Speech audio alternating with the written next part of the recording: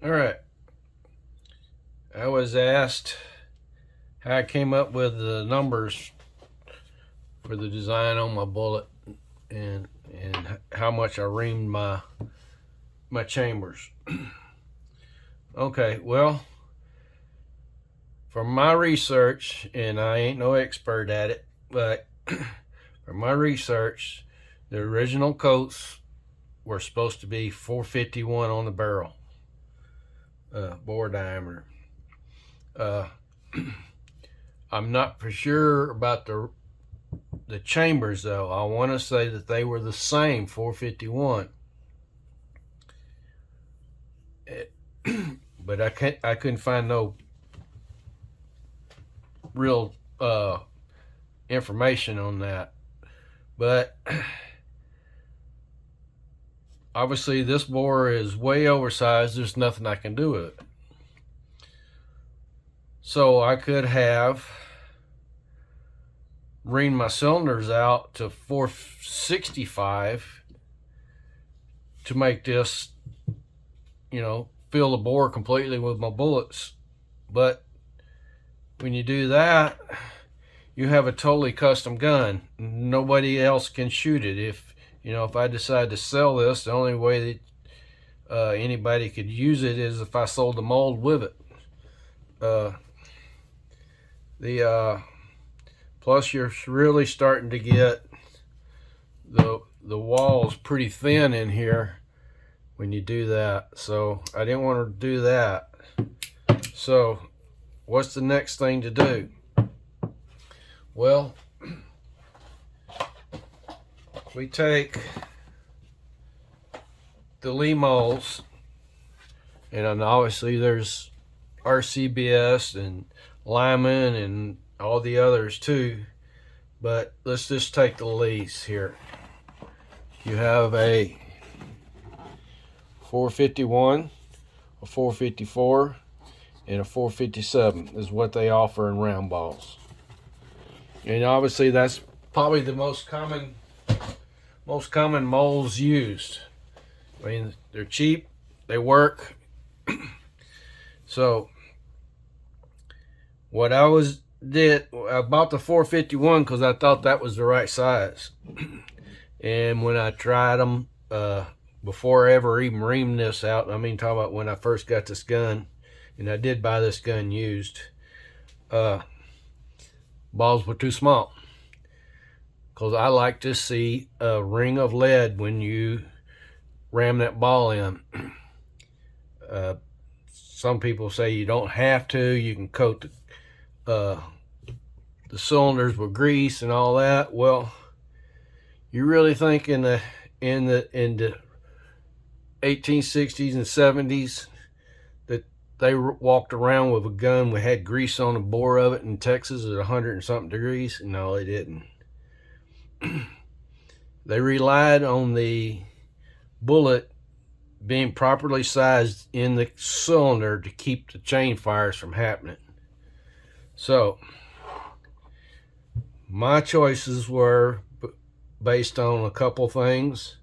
One was mold availability, and so I was running 454 balls before, and I'll put in a little clip here somewhere in this video of me shooting at 12 yards on a rest with round balls before I ever did any of this kind of work to it. This was probably a couple of years. Well, I know it was more than a couple of years ago, but and it shot pretty good off of rest.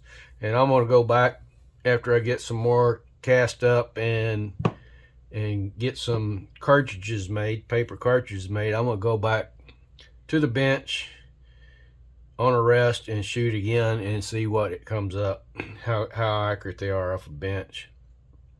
I thought they were pretty good for me shooting free-handed.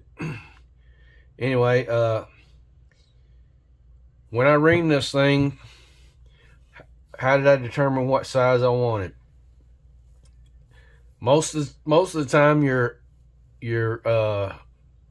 cylinder diameter is 2,000 smaller than your ball.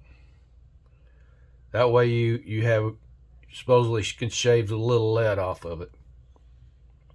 So if I've got mine 452 and the balls that I had were 454, but they wasn't shaving any lead off of it, so I decided to go bigger. So I went down to a local store, our local reloading store, and they had a 457. And like I said, most of the 457s are actually used for the Ruger Old Army guns, and I don't know why. I just know that that's the ball everybody uses. That's what you have to use. I know nothing about them other than that. So I bought me a 457 round ball and took it to the range and shot a few cylinders with it, and I'm getting a nice ring of lead off when I ram the ball in. So that's how I come up with that number. And like I said, could have I made it bigger? Yeah, I could have. I could made it whatever I wanted, but I didn't want to destroy the gun and make it a custom gun. So I decided 457 would be the max. That way, if you can always go get a 457 diameter would be what I wanted, so that you could go down to the store and buy a mold and be able to shoot the gun if, whenever I die and somebody else gets this gun or whatever, because I usually don't sell guns. It'll probably be in my possession when I die. So, but that's basically how I determined it. But I also did some more research, and the original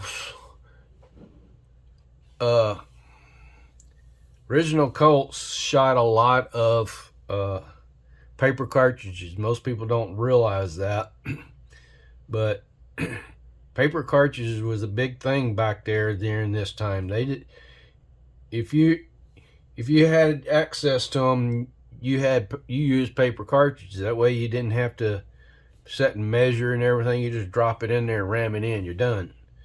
And it does make it a lot easier when you go to the range to have them.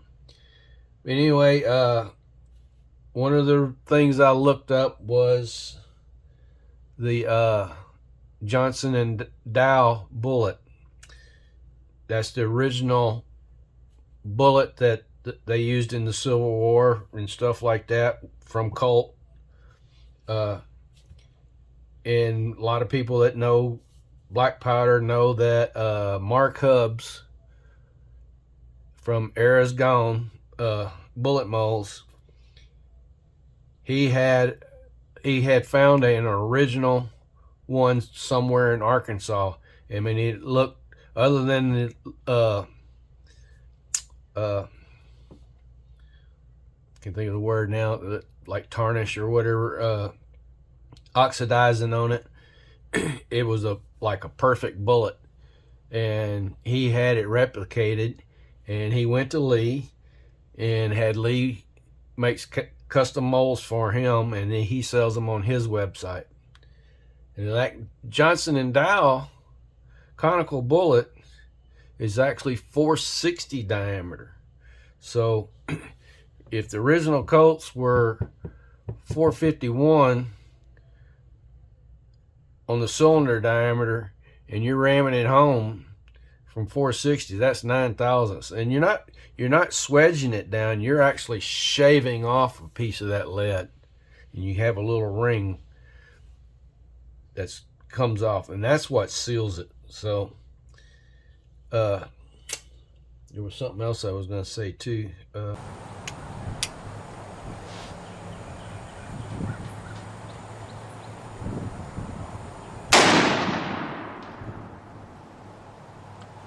$841.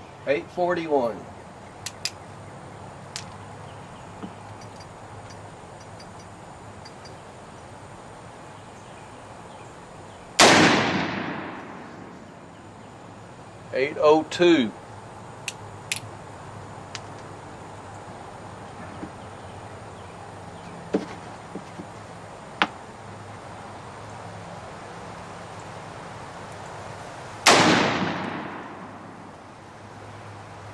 839.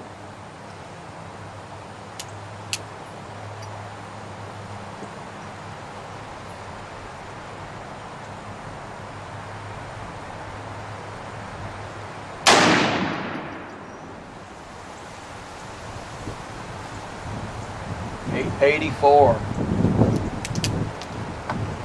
right, last shot.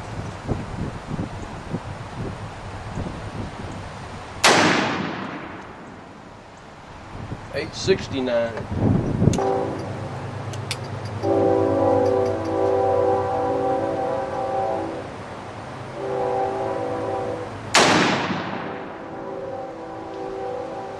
$867.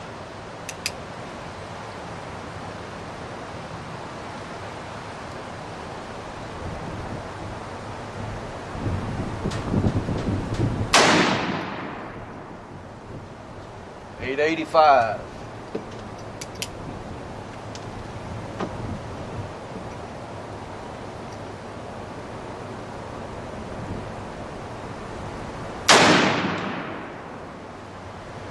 Wow, $906.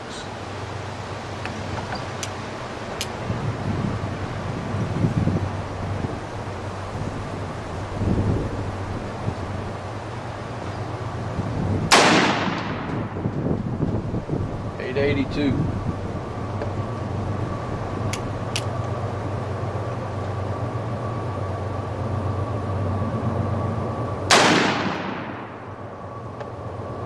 $890. All right, before we went any further, I wanted to show you the target. The one on the right is the one I was shooting with across the Crony. First target was my sight in. This thing, when I sighted in the other day with 30 grains, I had it pretty level. This at 25 grains, it's shooting a little higher again for some reason. But that's probably a 4-inch spread down there, maybe at 12 yards. All right. Went and looked at my notes again. Longhunt.com sells cap and ball, and they sell Ruger Vaqueros and stuff like that are all slicked up and you know, for cowboy shooting and all that. Obviously a lot of these replicas coming out of Italy, which I had several people comment to me on some other places, that the Italian replicas have an oversized bore because they're afraid of pressure or something. I don't know. I mean, this makes no sense to me, but so this isn't uncommon. But longhunt.com, they obviously order guns from Uberti. I believe that's who they ordered from, is Uberti, and they specify that you have they want a 451 bore. Now you can get regular from them, but if you want a 451 bore, then they will, it's going to cost you more, because they will also take and ream out the cylinders to 452, which should make everything work perfectly, and that's something they guarantee. So with what I've got, I'm working with what I got to still be able for anybody to use it, is what I basically came up with, because I didn't want to destroy the gun and make it a custom gun. So I hope that helps you understand why I've come up with the numbers I did. Thanks for watching.